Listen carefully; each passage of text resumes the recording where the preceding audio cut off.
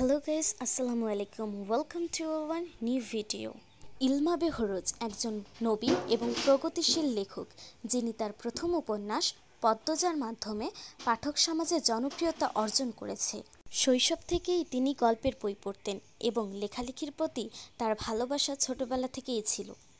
ইলমা বেহরোজ সিলেটের নেত্রকোনায় জন্মগ্রহণ করে এবং তার লেখালেখির জীবন শুরু হয় সামাজিক যোগাযোগ মাধ্যমে।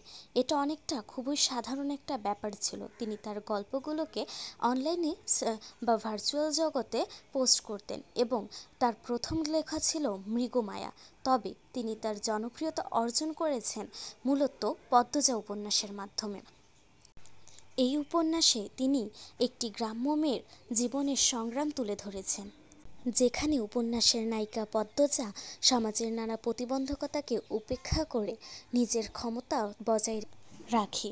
পদ্মজা উপন্যাসের লেখিকা ইলমা বেহরোজ মূলত তার ব্যক্তিগত জীবন গোপন রাখতেই পছন্দ করেন, তবে সামাজিক যোগাযোগ মাধ্যমে তিনি তার ব্যক্তিগত পরিচয়, ব্যক্তিগত জীবন সম্পর্কে প্রকাশ না করলেও তিনি তার লেখনীতে তার অনুভূতি এবং তার আবেগকে তুলে ধরেন। তার কাজের মূল উদ্দেশ্য হচ্ছে সামাজিক সচেতনতা বৃদ্ধি করা। তিনি তার কাজকে আন্তর্জাতিক পর্যায়ে নিয়ে যেতে চান।